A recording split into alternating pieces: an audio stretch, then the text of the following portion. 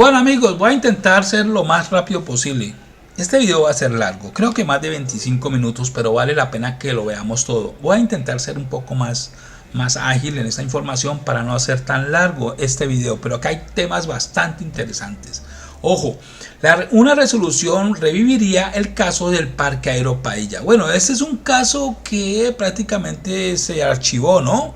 Aquí había mucha información en este tema del caso del Parqueadero Pailla, había mucha información. Tanta información había en ese lugar que se hubiera podido desmantelar las AUC.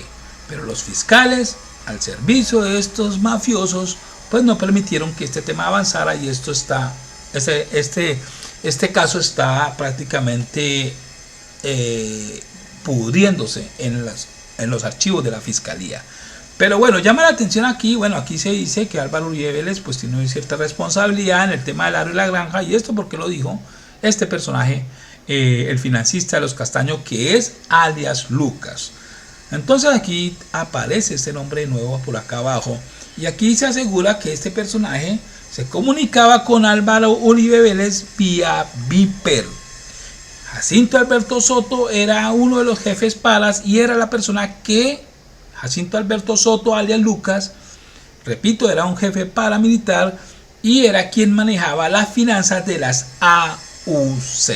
Este personaje registraba todo esto en un computador, y cuando sucedió el tema del allanamiento al Parqueadero Pailla, pues este computador pasó a manos de la fiscalía y allí habían muchos registros. Repito, si se hubiera sacado adelante esta investigación, se hubiera desmantelado las AUC. Pero ojo, este informe es bastante suave, amigos, porque si se revive este caso del Parqueadero Pailla, se revive el caso de los nexos de Álvaro Uribe Vélez con los paras y con los empresarios del polvo blanco.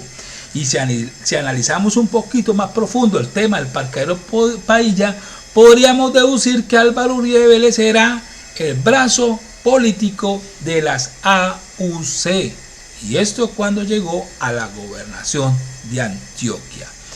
Este tema del Parqueadero Pailla me remontó al año 2007, cuando el entonces senador Gustavo Petro hizo un debate del paramilitarismo y allí denunció todos estos hechos.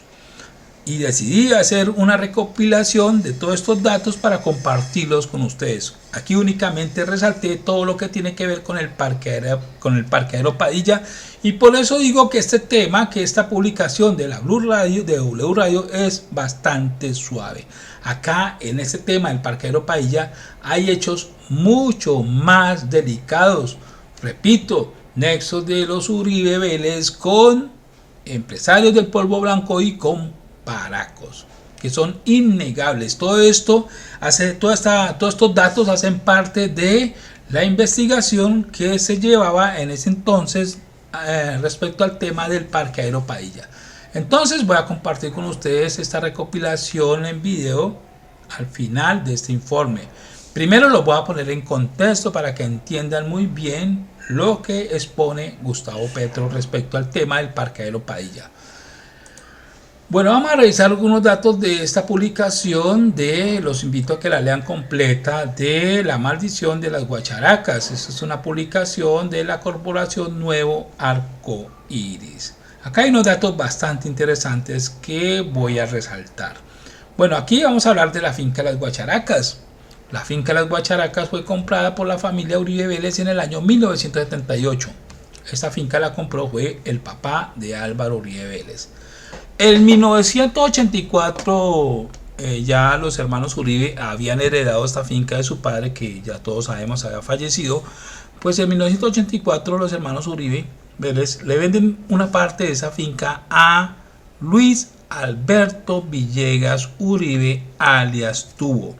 Este personaje es hermano de, recuerdan esta llamada la están escuchando estos hijuetantas, pues el interlocutor de Álvaro Uribe Vélez es Guillermo Villegas Uribe, hermano de Luis Alberto Villegas Uribe, alias Tubo, quienes le compraron una parte de la finca Guacharacas a los hermanos Uribe Vélez. En el año 1987 los hermanos Uribe Vélez le venden también otro pedazo de la finca Las Guacharacas a los hermanos Gallo Henao. Recordemos que Santiago Gallo Henao fue un narco condenado.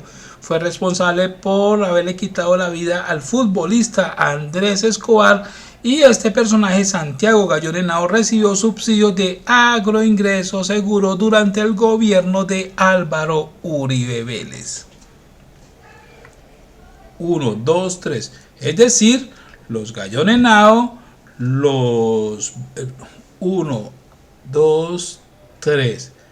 Es decir, los Gallo Henao, los hermanos Villegas Uribe y los hermanos Uribe Vélez comparten este predio de la finca Las Guacharacas. Es decir, quedan como vecinos y allí crean un grupo de autodefensas. Y allí nace el bloque metro de las AUC. Pero vamos a revisar un detallito bastante interesante. Acá empieza a ver, existe un nexo de el financista de las AUC, alias Lucas, con los Uribe. Resulta que la finca Guacharacas, en el año 1995, un día después de que Álvaro Uribe Vélez se posesionara como gobernador de Antioquia, ingresan a esta finca algunos insurgentes, algunos guerrilleros. Allí se roban 600 reses y los caballos de los Uribe Vélez. Uribe Vélez entra en cólera y pues decide poner una recompensa por la captura de este personaje. Este personaje, alias Juan Pablo, quien fue el guerrillero que lideró esta toma a la finca Las Guacharacas, este personaje fue capturado casi un año y 10 meses después. El 10 de octubre de 1996 capturan a alias Juan Pablo, el guerrillero que se tomó la finca Las Guacharacas de los Uribe. Este personaje fue capturado por, adivinen quién, amigos, por alias Lucas.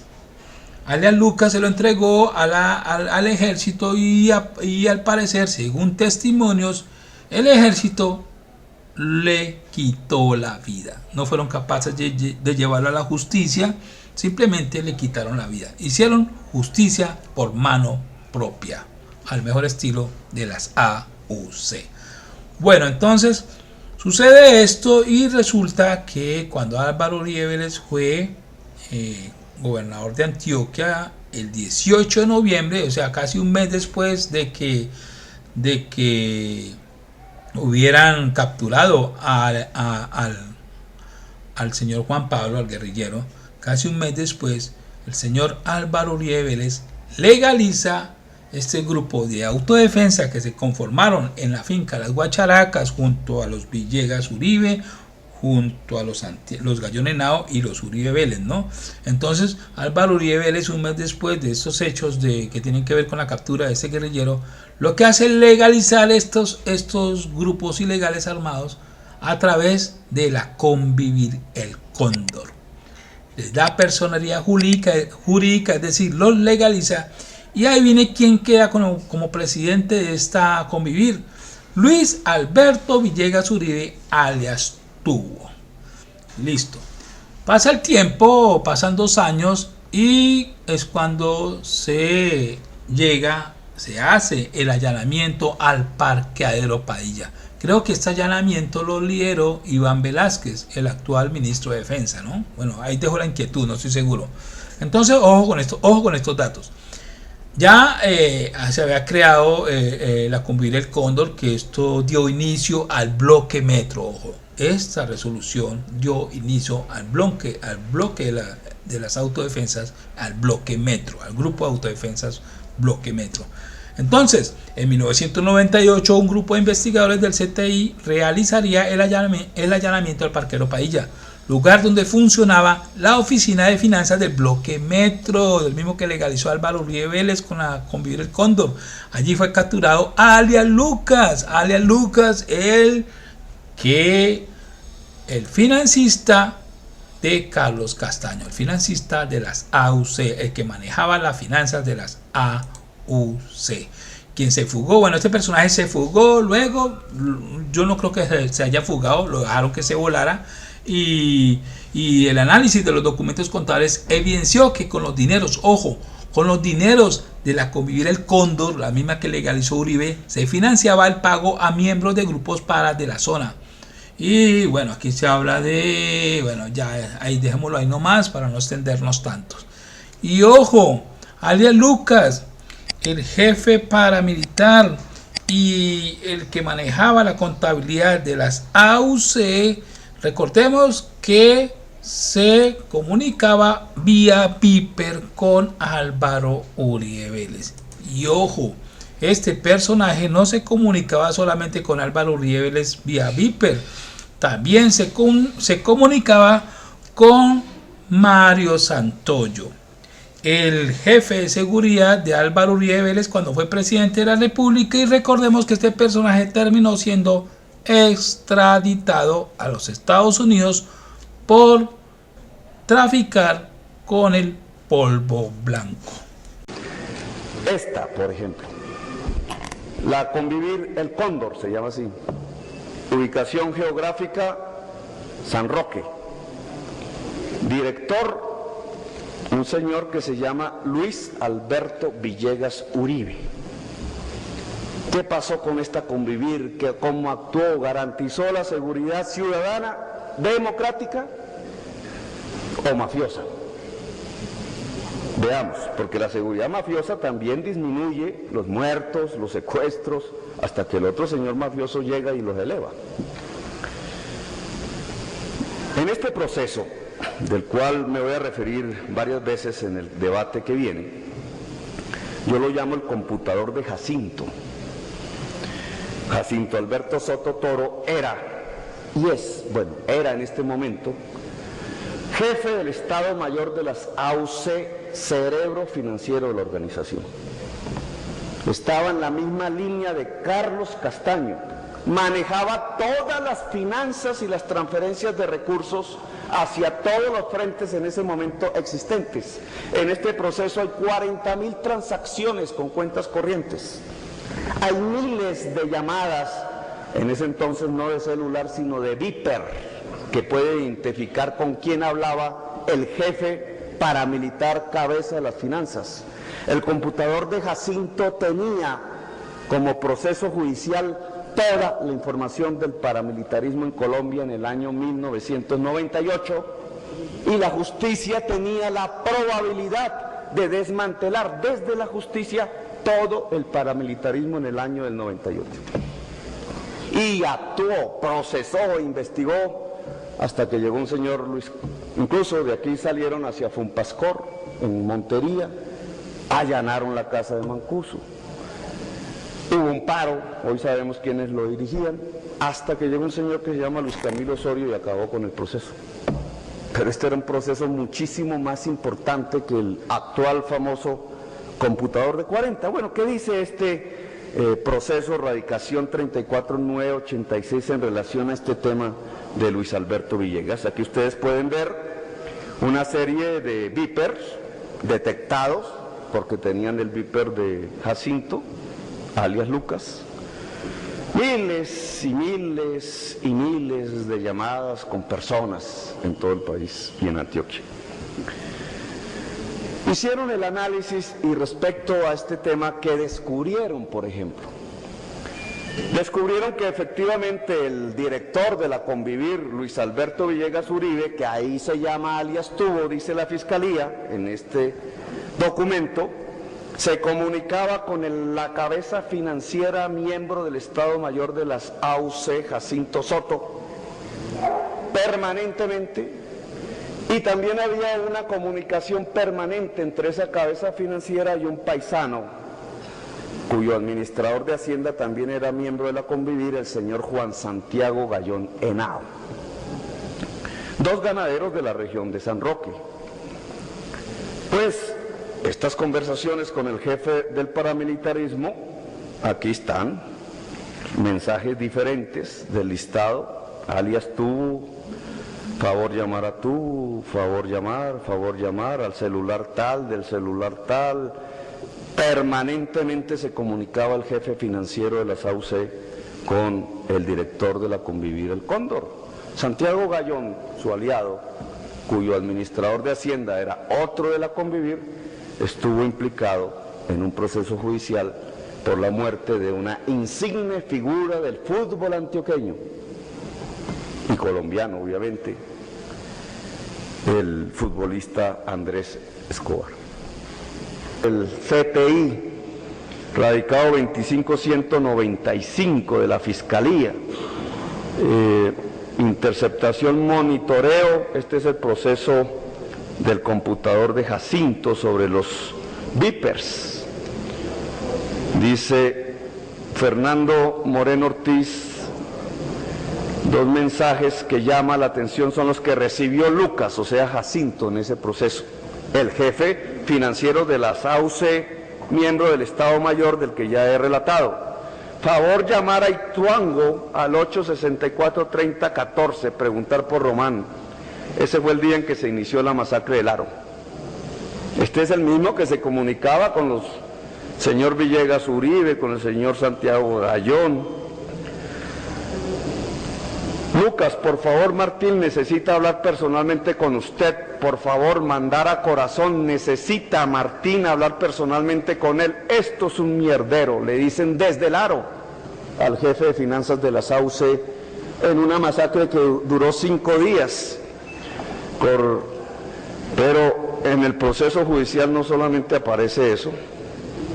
Aquí están las llamadas de Viper exactamente como las he descrito, sino que en ese mismo listado de llamadas de Viper al jefe de los paramilitares financieros, Jacinto Soto, hay una que dice: te recuerdo llamar al gobernador, presentarme y que yo lo visito en la tarde. ¿Cómo es posible que se tramiten citas con el gobernador a través del jefe de finanzas y miembro del Estado Mayor a nivel nacional de la SAUCE, según esta investigación judicial? Pero el inspector de policía del Aro, que también era de Puerto Valdivia, ante la Organización de los Estados Americanos, Comisión Interamericana de Derechos Humanos, en declaración rendida el 21 de agosto del 2005, el señor Álvaro Antonio Martínez, acerca de estos hechos del Aro, declaración jurada del señor Álvaro Antonio Martínez, dice: don Álvaro, usted declaró en mayo del 2000 que el 23 de octubre del 97 llegó una persona a informar que había aparecido muerto el señor Arnulfo Álvarez, fue el primer muerto de la masacre. ¿Usted recuerda quién fue esa persona? Cualquier habitante del pueblo. Es que yo, como inspector de policía, tenía que hacer los levantamientos. Y dice después, como a los 2 o 3 días del primer muerto, comenzaron a llegar desplazados del corregimiento del Aro, comentando los desplazados que se les había informado que iban a quemar el Aro.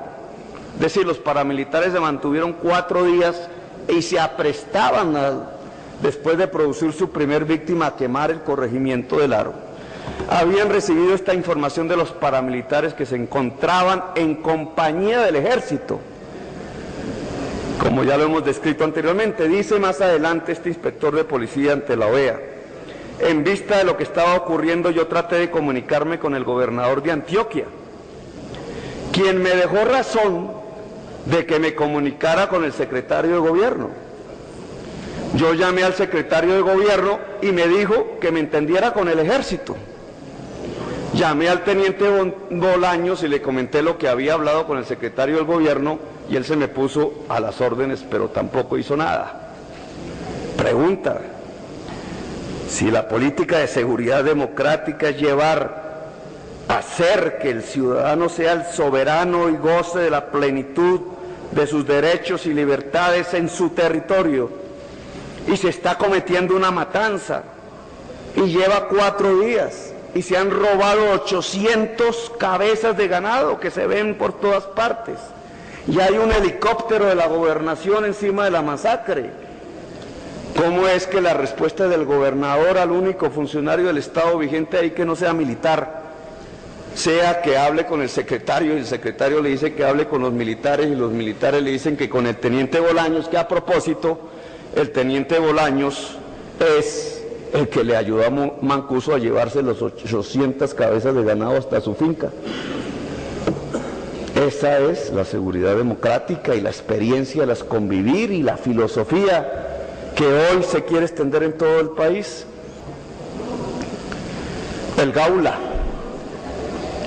Gaula en Antioquia decidió interceptar miles de teléfonos de organizaciones y personas de derechos humanos en el departamento de Antioquia para la fecha en que el señor teniente coronel Mauricio Santoyo Velasco, 1996, 97, 98 y 99, era su jefe. Como todos vemos, Santoyo se convirtió en el jefe de seguridad del actual presidente de la República después de estos hechos. Esto lo firma el general Daniel. ¿Qué pasa en el computador de Jacinto con Santoyo? En las llamadas por celular con el jefe de la SAUCE en materia financiera y de su Estado Mayor. Favor llamar a la oficina urgente, dice la oficina y coloca Gaula. El jefe de finanzas de la SAUCE se comunicaba permanentemente con el Gaula, que había interceptado todos los teléfonos de los activistas y organizaciones de derechos humanos y que después fue el jefe de seguridad del presidente de la República. ¿Cómo es que actuó la justicia? De hecho, sabemos que el proceso del computador de Jacinto se desarrolló hasta que Luis Camilo Osorio cortó la investigación.